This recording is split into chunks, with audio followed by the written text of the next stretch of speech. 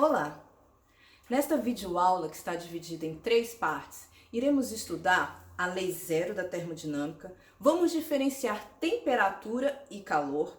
Além disso, vamos estudar a primeira lei da termodinâmica, trabalho de expansão, de compressão, capacidade calorífica, energia interna, entalpia. Mas é importante iniciarmos nossa aula lembrando de alguns princípios que serão importantes para entendermos termodinâmica. O conceito da equivalência entre massa e energia une os conceitos de conservação de massa e conservação de energia. A lei de conservação de massa diz que, em um sistema fechado, a massa total não varia independente da transformação. Já a lei da conservação de energia estabelece que a energia não pode ser criada ou destruída, mas ela pode ser armazenada, por exemplo, nas pilhas e baterias, onde se armazena energia elétrica.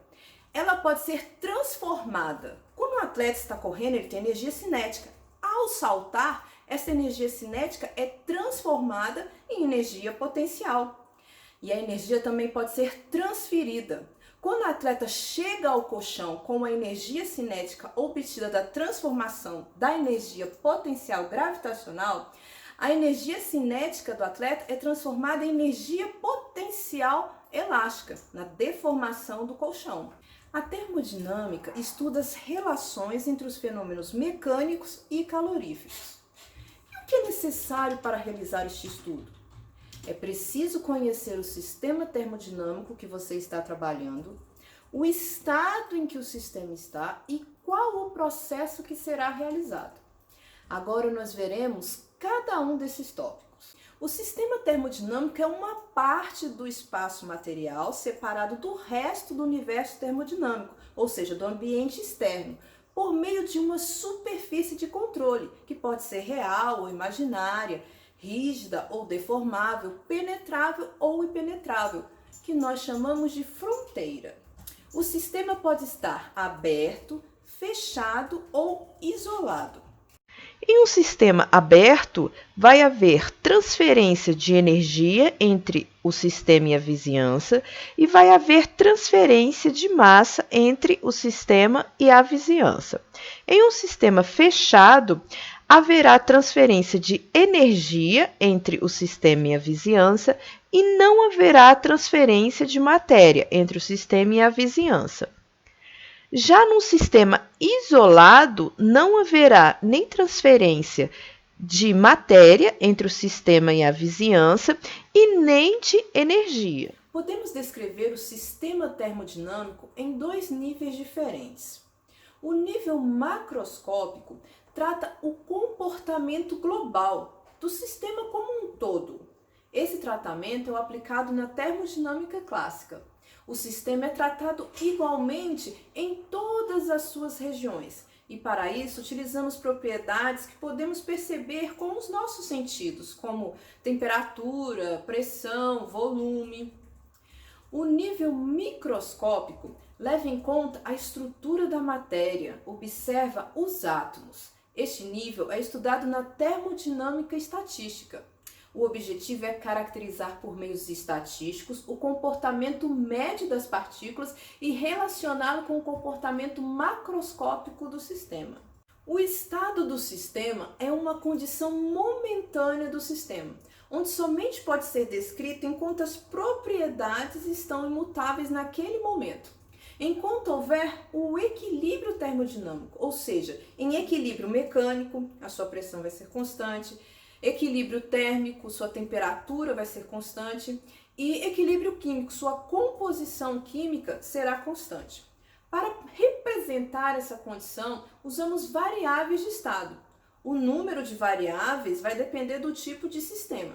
Importante é ter em mente que num estado de equilíbrio, todas as propriedades macroscópicas físicas do sistema são uniformes para todas as regiões do sistema e não mudam com o tempo. Para representar esses 2 estados do sistema, o estado inicial e o estado final, eu trouxe aqui 2 panelas de pressão. Então, por exemplo, nesse primeiro estado aqui, O que eu vou utilizar para representar este estado? Eu escolhi a pressão e a temperatura para representar o estado inicial desse sistema aqui. Então, eu vou representar utilizando uma pressão P1 e uma temperatura T1. E o estado final do sistema eu vou caracterizar através de uma pressão P2 e de uma temperatura T2. Como o sistema muda de um estado para o outro, a gente fala que o sistema sofreu um processo. A termodinâmica nos fornece o sentido de um processo, mas não prevê a velocidade o qual ele irá ocorrer.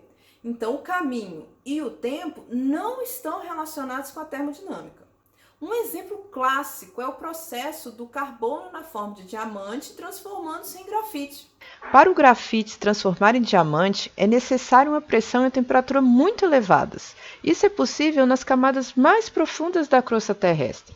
O primeiro diamante artificial foi fabricado em 1955. Foi necessário uma prensa de 500 toneladas comprimindo o grafite a 60.000 atmosferas e 1.500 graus Celsius de aquecimento. E voilá! Em 5 minutos criou-se o diamante. Se pudéssemos esperar tempo suficiente, seríamos capazes de ver o diamante transformando-se em grafite espontaneamente. Podemos falar de processo reversível. É um processo quase estático, muito lento. Uma variação feita no sistema pode ser reparada pelo processo inverso, de forma que a vizinhança não é alterada após essa reversão. Então, ocorre conservação de energia. O pêndulo de Newton é um exemplo.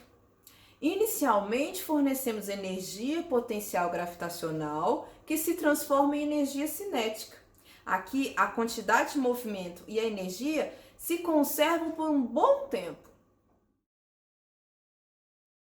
Já em um processo irreversível, o sistema usará um caminho diferente para voltar ao estado original.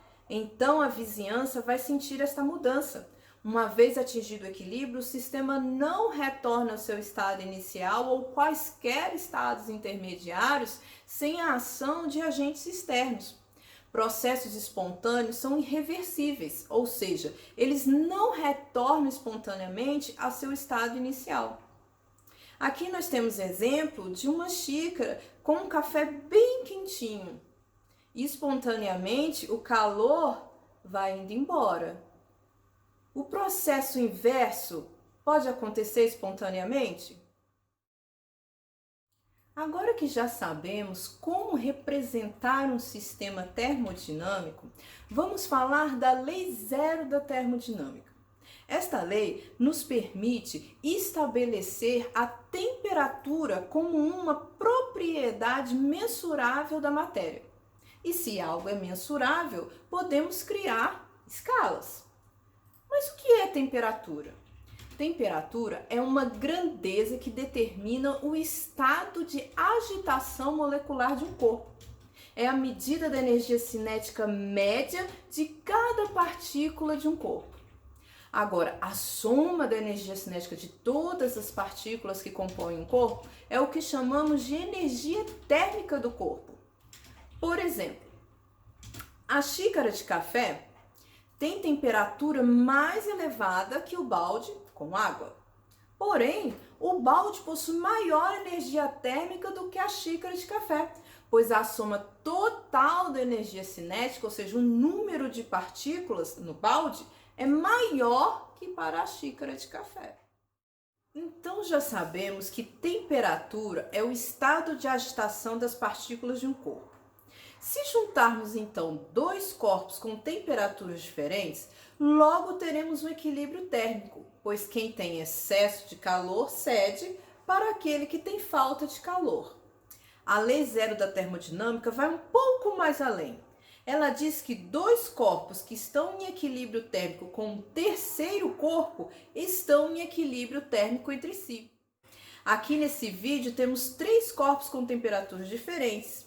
Se o corpo A entrar em equilíbrio térmico com C e C entrar em equilíbrio térmico com B, então A estará em equilíbrio térmico com B.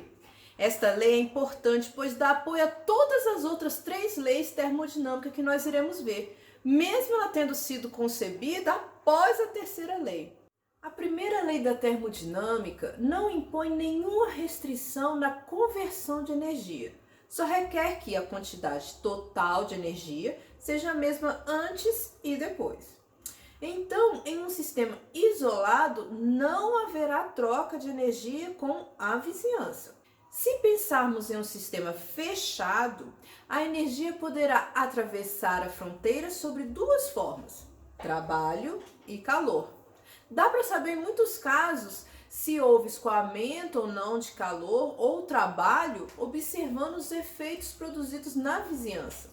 Existe uma maneira de representar matematicamente a saída ou a entrada de calor no sistema e também se o trabalho foi realizado no sistema ou se o sistema realizou o trabalho. Isto é uma convenção, alguns livros adotam, outros não. Quando o calor entra no sistema, o sinal é positivo, ele está ganhando.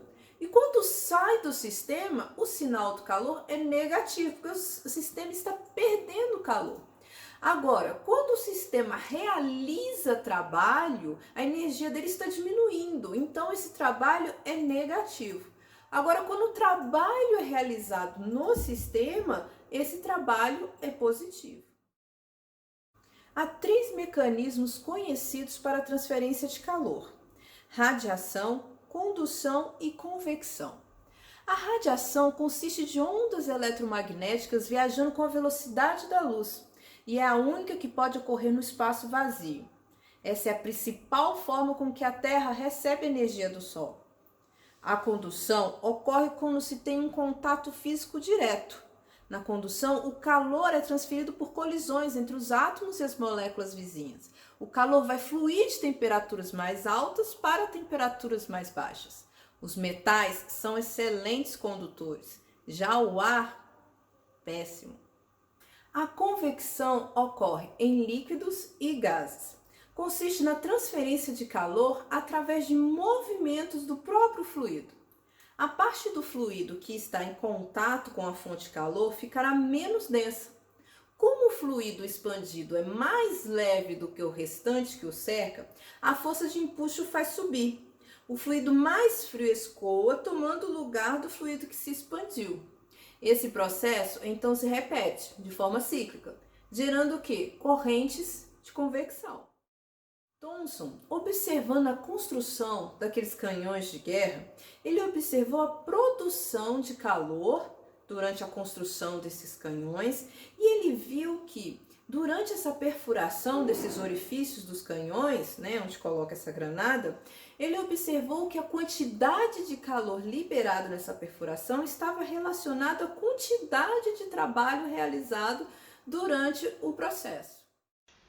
Então, o físico inglês Joule, mais conhecido aqui no Brasil por Joule, observou que ao realizar o trabalho de misturar uma quantidade de água para fabricar cerveja, a temperatura da água aumentava de forma proporcional ao giro das hélices. Então, ele construiu um aparato similar ao da figura aqui. Do trabalho realizado pelo peso caindo, Joule foi capaz de defender a ideia de que o trabalho e o calor eram manifestações da mesma coisa. Então, ele decidiu provar a equivalência entre duas formas de energia, mecânica e calorífica. Ele queria relacionar o trabalho mecânico ao calor. Então, ele considerou esse recipiente aqui como sendo adiabático. A variação da energia potencial da massa total transmitida ao eixo era proporcional ao aquecimento do líquido contido nesse recipiente, devido ao atrito com as pás em movimento. Então, a massa vezes a aceleração da gravidade vezes a altura, ok? O processo que estava acontecendo aqui, seria igual a um Czinho vezes a massa de água dentro desse recipiente, multiplicado pela variação da temperatura que era observada através de um termômetro. O que Joule queria observar? Joule queria elevar a temperatura de 1 kg de água em 1 grau Celsius. Então, ele foi variando a massa, ok? Aqui, e a altura de subida e descida, foi observando a variação da temperatura, até que ele observou que para 1 kg de água, a variação de 1 grau Celsius, ele precisaria de 4.186 kg/m³ por segundo a menos 2. Então, esse Czinho que ele queria estipular ficou sendo igual a 4,186. Agora, ele considerou essa medida aqui como sendo esse J, que ele chamou de Joule, grama menos 1, grau Celsius menos 1, que veio desse lado aqui. Então, esse Czinho é o calor específico. E o que é o calor específico? É a quantidade de calor necessária para que cada 1 grama de uma substância sofra variação de temperatura em 1 grau Celsius. Então, partindo dessa observação, ele chegou à relação que o calor é igual a massa vezes o calor específico vezes a variação da temperatura. Nós vamos ver mais adiante que essa massa vezes o calor específico é a capacidade térmica. Nós vamos ver mais adiante, que é uma grandeza que corresponde à quantidade de calor presente num corpo em relação à variação da temperatura sofrida por ele. Há trabalho quando um corpo é deslocado quando uma força que se opõe ao deslocamento. Nessa figura, se o objeto não se mover, então a quantidade de trabalho é zero. Agora, se a caixa for movida, então haverá realização de trabalho. Aqui eu deixei alguns exemplos de forças que, se envolvidas a um deslocamento, haverá execução de trabalho. Em termodinâmica, podemos dizer que a forma mais comum de trabalho é a variação do volume de um sistema. Descrevemos uma mudança de estado termodinâmico como um evento que modifica o estado de um sistema de sua condição inicial para sua condição final, e essas condições são especificadas através das variáveis de estado: volume, pressão, temperatura. E nessa ilustração temos um gás realizando trabalho sobre a vizinhança. Veja que o pistão se move para cima. Isso significa que o sistema está perdendo energia na forma de trabalho. O trabalho realizado vai ser igual à força que o gás tem que vencer para deslocar o pistão em uma altura H. Mas sabemos que pressão é força sobre área. Então, se nós substituirmos nessa equação aqui, o trabalho vai ser igual à pressão externa vezes o volume que vai estar variando durante a expansão do gás. Se eu considerar a temperatura inicial igual à temperatura final, ou seja, temperatura constante, um processo a temperatura constante, então o trabalho de expansão desse gás vai ser igual a pressão final vezes o volume final, menos a pressão inicial vezes o volume inicial. Agora vamos verificar algumas maneiras de expressar a realização do trabalho. Eu vou exemplificar usando processos de expansão, porém é válido para a compressão também. O trabalho de expansão no vácuo é o trabalho realizado quando uma pressão é igual a zero. Então, através da equação de trabalho, P, variação do volume, se P é igual a zero, então o trabalho em uma expansão no vácuo vai ser igual a zero. Aqui nós temos um trabalho de expansão considerando a pressão constante. Então, nós temos o estado inicial com volume 1 e temperatura 1 e o estado final com volume 2 e temperatura T2. Então, se a pressão é constante, o trabalho realizado vai ser igual. Se é de expansão, negativo. Pressão externa, que é a pressão que ele vai ter que vencer para poder sofrer a expansão, multiplicado pela variação do volume. Se observarmos isso em um gráfico de pressão por volume, nós temos que há uma pressão constante, a variação do volume, então o trabalho vai ser igual a esta área cinza aqui no gráfico. Aqui nós temos um exemplo de trabalho de expansão isotérmica. Então, nesse azul aqui, nós temos o gás.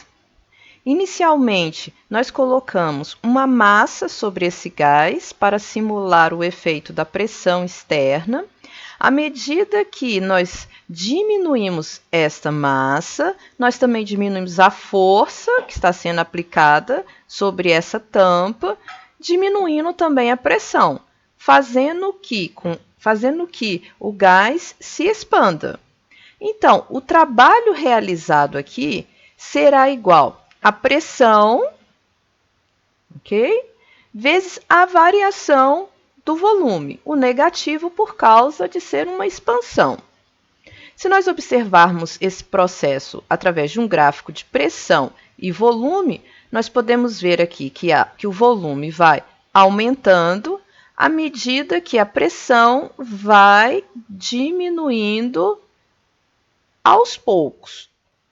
Para ficar mais claro esse raciocínio, vamos ver gráficos de cada etapa da expansão isotérmica. Aqui no primeiro caso, nós estamos considerando variação da pressão com volume em uma etapa só. Nesse segundo, nós já estamos considerando essa expansão em duas etapas. Importante, esta linha está representando a expansão.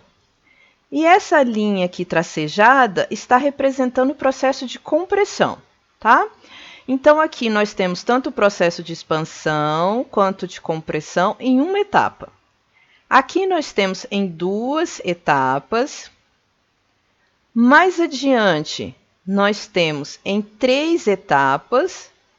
E nós podemos observar que à medida que nós vamos aumentando o número de etapas desse processo de expansão isotérmico, nós podemos ver que a linha referente à expansão começa a se igualar com a linha referente à compressão.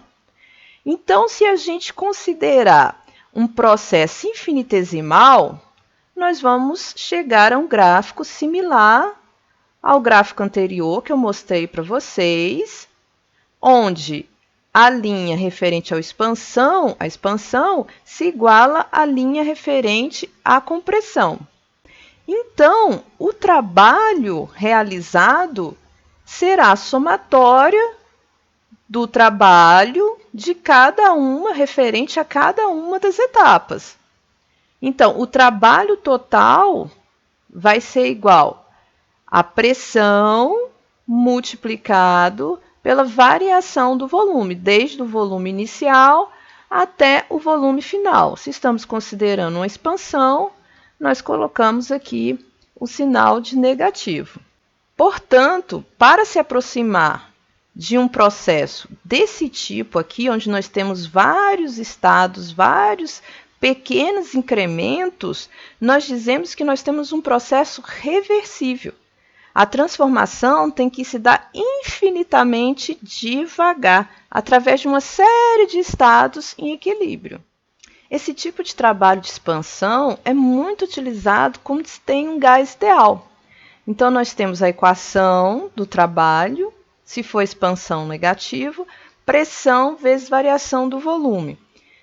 Quem é a pressão para o gás ideal? Para um gás ideal, a pressão é nRT dividido por V. Então, eu vou substituir o P nessa equação aqui e vou chegar em menos nRT integral de volume inicial até o volume final, 1 sobre V dV.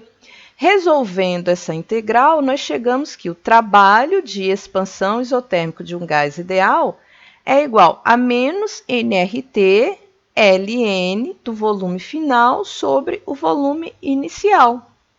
Então, o trabalho feito durante a expansão reversível com a expansão de um gás ideal é o trabalho realizado nessa área aqui. Mas agora, se a gente quer saber o trabalho de expansão isotérmica de um gás real, nós vamos escolher qual é a equação do gás real. No caso aqui, nós estamos com a equação de Van der Waals e vamos substituir a pressão aqui na equação e vamos chegar nessa equação maior aqui, que é o trabalho para um gás, no caso aqui, de Van der Waals. Para ficar mais claro, nós vamos ver aqui a diferença de um trabalho reversível para um trabalho irreversível. No trabalho reversível, o processo de expansão em vários estágios, nós consideramos a pressão externa igual à pressão P. E então, no processo de compressão também em vários estados, a pressão externa também será igual a essa pressão que nós obtivemos aqui na expansão. Então, nós temos o trabalho de expansão vai ser igual a pressão vezes a variação do volume. O de compressão vai ser igual à mesma pressão vezes a variação do volume. Então, se a gente soma o trabalho de expansão com o de compressão, que a gente chama de trabalho cíclico, nós vamos obter um valor igual a zero. Agora, para um trabalho irreversível, o que nós temos que fazer? O processo de expansão será feito com a pressão externa igual à pressão P1, e então o processo de compressão, vamos considerar a pressão externa igual a uma pressão diferente da pressão de expansão. Então, o trabalho de expansão vai ser o trabalho P1 vezes a variação do volume, e o trabalho de compressão, vamos utilizar uma pressão P2 vezes a variação do volume. Somando os dois trabalhos, então aqui nós temos que o trabalho cíclico vai ser igual à pressão 2 menos a pressão 1, que multiplica o volume 2 menos o volume 1. O volume 2 é maior do que o volume 1. Ó, a expansão vai de V1 a V2, então V2 é maior que V1. E a compressão vai do 2 retornando para o 1. Então, V2 menos V1 é positivo. Agora aqui, pressão 2 menos pressão 1. A pressão 2 é menor do que a pressão 1. Então, P2 menos P1 é negativo. Positivo multiplicado por negativo dá negativo. Então, a gente entende como irreversível o quê? Quando o sistema retorna ao seu estado inicial, porém, a vizinhança não. Então, o trabalho cíclico, ele é negativo, ou seja, houve perda de trabalho, ok? E o sistema foi restaurado ao seu sistema inicial. Sim, ok. Porém, não foi restaurada a vizinhança.